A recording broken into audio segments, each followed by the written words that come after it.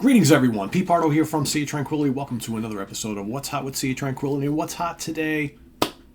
Judas Priest Invincible Shield is what's hot today. That's right. I know it's not Wednesday, but I didn't want to wait any longer with getting this review out to you guys because I know this album hit on Friday, and everybody's been talking about the 19th studio album, the brand new studio album from the mighty Judas Priest. So I've been listening to this nonstop, and I figure, you know what? I'm going to give you the review a couple days early. Not going to save it for Wednesday, not this week. So let's take a look at this. Of course, Mark Wilkinson, cover art as always. I dig it. It's colorful, it's metal looking, right? It's up to his usual lofty standards right here. You got the kind of two-panel digipack. You got the booklets on this side, the CDs in here. Got to be a little careful with taking this out. I would have preferred a jewel case, but hey, what are you going to do? You got to be careful not to go ripping stuff, and the CD goes flying around as it's doing right now. So here's the booklet, and you got lineup, more artwork on the inside, lyrics, all the good stuff.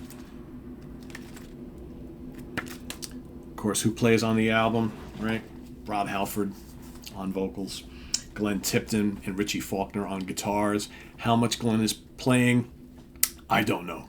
I would assume he's probably helping out with some riffs here and there, maybe some little lead stuff, and I don't really know.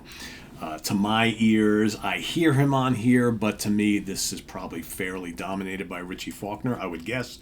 Ian Hill, bass guitar, Scott Travis on drums. Produced, engineered, and mixed by Andy Sneap. Of course, Andy is the touring co-guitar player in the band. Kind of wished he would contribute a little bit to the guitars on these albums. You know, how much longer Glenn is going to be able to assist, I don't know. That I don't know. But yeah, he seems to be just perfectly happy with producing the album. But Tom Elam actually co-produces a couple of tracks, the last couple of tracks on here as well.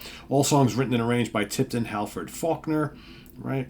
So on and so forth. So, what do I think of the album? Because there's all sorts of talk going on about how great it is or how great it's not. It's just kind of this, like the same situation with the latest Bruce Dickinson album. Anytime you get one of these big mega bands or artists releasing a new album these days, man, people pick them apart, and there's almost no middle ground. It's either it's the greatest thing ever, or it's terrible and doesn't compare to all their great classic stuff, right? Of course, that's what happens with the legacy band. So I have done a track-by-track analysis once again for this album, and I will say I'm digging it a lot. All right, so let's start off. Panic Attack. Panic Attack, Panic Attack, of course, is the first single they released from the album. I really like it. I think it's a total banger. Love the cool little guitar intro, right? It's kind of like trademark Priest. You got to have at least one or two songs on every album where you got that kind of like little intro thing. Love it. Love the catchy riffs. Love the chorus. Halford sounds great, and the production is pretty molten. A lot of people are saying that this is as good, if not better, than Firepower, which I'm a big fan of Firepower. I would kind of agree with that. We're off to a good start here on the album. The next song, The Serpent of the King, might be my favorite song here. It's one of them anyway. Again, the production is absolutely crushing. The riffs are enormous. Love the lead work. Again, I'm assuming it's Richie, not quite sure. And Halford on this song is truly living up to his metal god namesake. He sounds really strong on this album. Invincible Shield, track number 3. Total face melter. Love this as well. Takes the best of Firepower and maybe like Painkiller, throws them together in a blender. Poof, there you go. Really good stuff. Drums by Scott are totally kicking, and the riffs just like never stop. Again, another could be best song on the album. There's a couple of them. Devil in Disguise. I like this. Real fist-pumping, head-crushing banger. This one kind of takes me back to Screaming for Vengeance and Defenders of the Faith era. And I like that. Cool groove to the song, too. Love the riffing. Classic mid-paced metal track, and I love the chorus. That's the important thing, right? The chorus has got to work, and I think they do on this album. Gates of Hell, another good one. Trademark Judas Priest style guitar intro. Richie and Glenn doing their kind of little twin guitar trade-off thing. Love that. Otherwise, the song itself takes me back to like British Steel and Point of Entry. It's got that kind of slightly commercial feel to it, but it's still a heavy metal thumper. Love it. Maybe it's a little predictable, but I enjoy it, and I think it's quite catchy. I really dig that a lot. Next up, you got Crown of Thorns. Slower, more melodic. To me, this is kind of like, let's sit back and take a breath track on the album. It's decent. You got a nice vocal from Halford. Chorus is nicely done. It's perhaps my least favorite song on the album, though. It's good. It's almost like you have to have one of these kind of tracks. I wouldn't quite call it a ballad, but it's got that kind of like mid-pace. It's kind of a softy, right? Very melodic. I like it. It's just my least favorite on the album. As God Is My Witness, another fast-paced ripper. You got a bunch of these on the album. I get some Primal Fear vibes here, but of course, let's be honest, Primal Fear always patterned their sound after Judas Priest themselves, right? So, but it kind of reminds me of, kind of like that kind of power metal thing that Primal Fear has been doing. And I like it. I think it's good.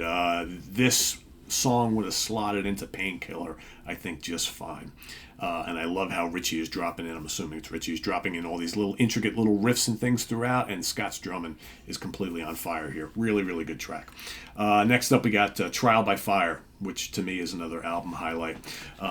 Just has this big epic feel. Rob is just like soaring on the vocals, and the riffing and the lead guitars are tremendous. And late in the track, right before the guitar solo, Rob puts in this shriek, and I'm just like, whoa, the man still has it, right? Really, really cool. Escape from Reality. Love the doomy riff, doomy vibe on this one. I dig the chorus.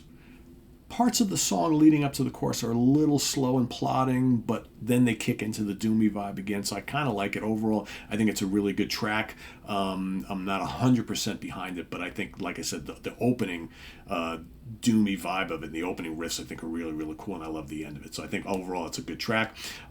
Sons of Thunder, another faster paced song. It's decent, somewhat generic sounding. So it's probably one of two songs on the album that I'm not 100% sold on, but it's okay.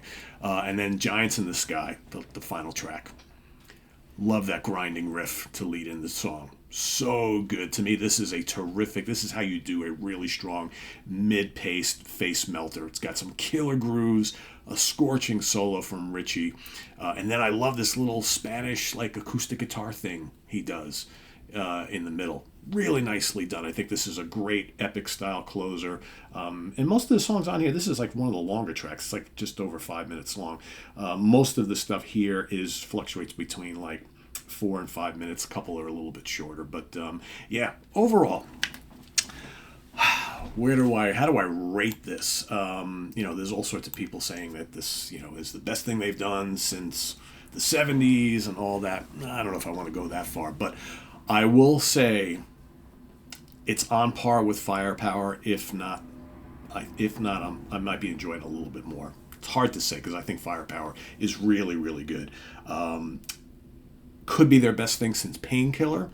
I don't know if I quite put this up there with Defenders or Screaming for Vengeance yet. But I think with 11 tracks on here, if you get the Target version, you get like, an extra 2 or 3 songs, whatever the hell it is. I didn't opt for that route, so I don't know how those songs are compared to these. But I know for this album with 11 tracks, this is really strong. I'm going to give this an easy 4 out of 5. Easy 4 out of 5 for me. And I'm trying to remember what I gave Firepower back in the day. I either gave it a 4. I probably gave it a 4 out of 5, I think. So I don't know yet, with only having this a couple days and a handful of listens so far. I don't know if this is quite 4.5 yet. But it's a 4. This is a really strong 4 out of 5 for me. A really strong. Like I said, there's really only 2 tracks on here that don't completely do it for me. The rest of it is kick-ass Judas Priest. And you look at like the recent output from like Saxon and some of these other long-standing bands, and I rated the Saxon.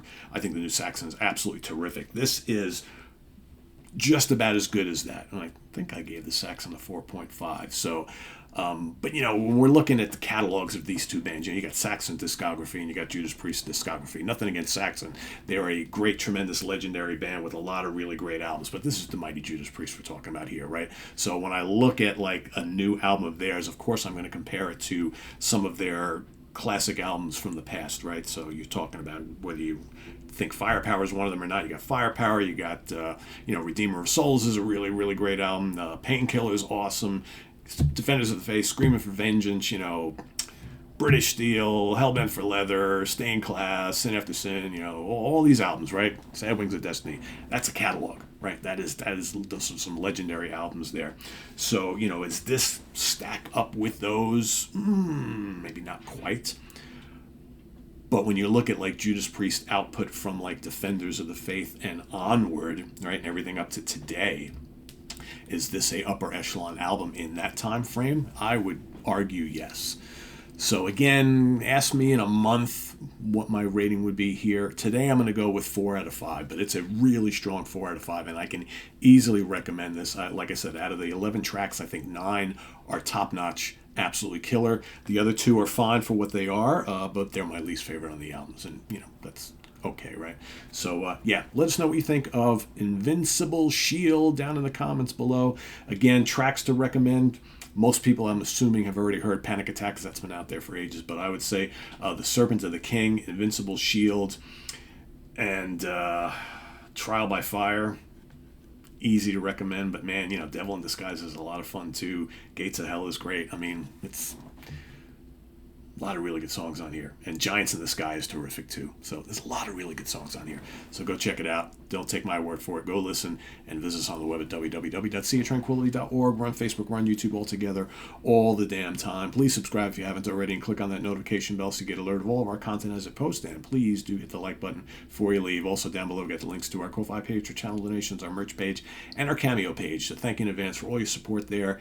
And give this a listen. Invincible Shield by Judas Priest. Sure to be one of the most talked about heavy metal albums of 2024 and sure to be on many a list come the end of the year, including my own. So until later, I am Pete. Thanks for watching. Have a good one, everybody. Bye-bye.